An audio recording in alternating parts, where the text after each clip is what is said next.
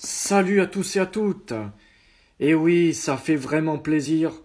Le Sénégal se qualifie pour les huitièmes de finale après avoir battu les Équatoriens 2 buts à 1.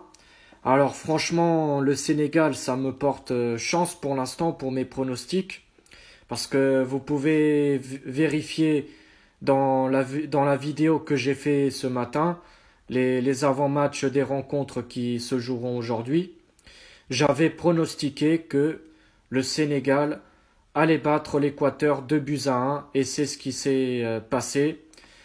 Je m'en souviens, la dernière fois, j'avais pronostiqué aussi que le Sénégal allait battre les Qatariens 3 buts à 1 et c'est ce qui s'est passé aussi. Donc pour l'instant, mes deux pronostics pour le Sénégal sont nickel. Donc franchement, le Sénégal me porte chance pour mes pronostics. Alors c'est Ismaïla Sarr qui ouvre le score sur un penalty à la 44e minute. Et ensuite en deuxième mi-temps c'est Caicedo qui égalise à la 67e minute. Et à la 70e minute c'est Koulibaly qui marque le but de la victoire pour les Sénégalais. Koulibaly qui est c'est un défenseur central que j'apprécie. Le défenseur central qui joue à Naples, il est solide, c'est vraiment un défenseur robuste. Moi je l'ai bien vu face au Qatar.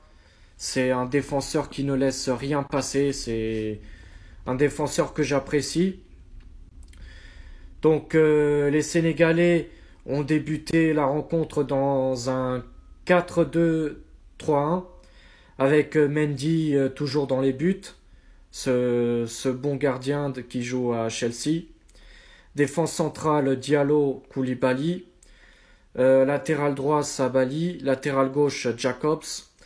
Et en milieu central, il y a eu l'un de nos deux Marseillais, Pape Gueye, qui était titulaire aujourd'hui, accompagné de Cissé.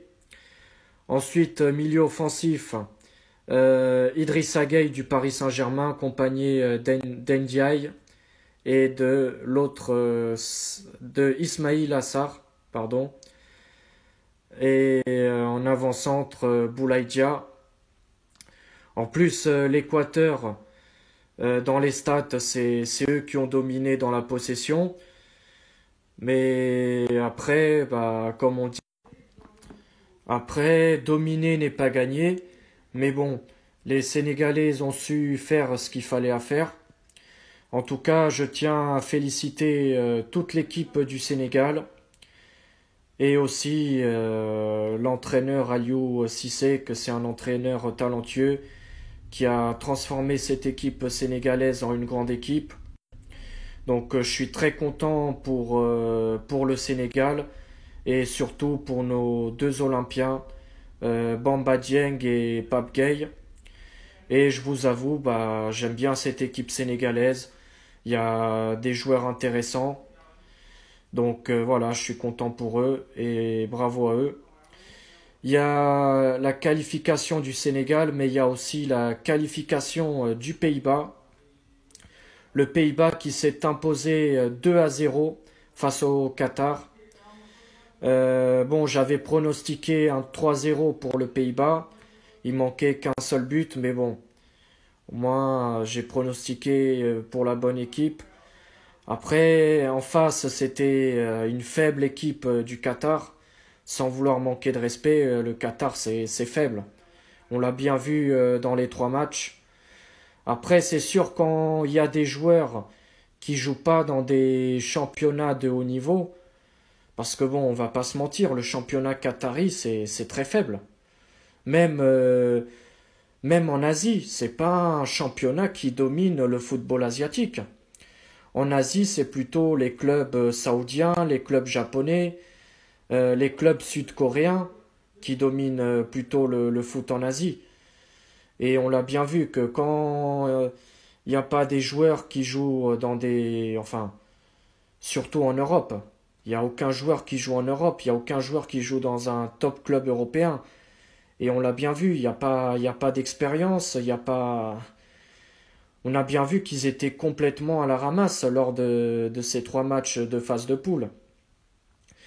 Alors les Hollandais qui ont ouvert le score à la 26e minute avec un but de Gakpo, ça fait déjà son 3e but de la compétition.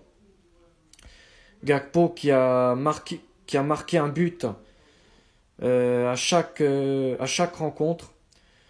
Donc Gakpo qui marque son 3e but de la compétition. Et ensuite à la 49e minute, c'est Frenkie de Jong qui marque le 2e but pour le Pays-Bas, le joueur du FC Barcelone. Donc voilà, Pays-Bas se qualifie aussi. Donc voilà les 2 qualifiés pour ce groupe A.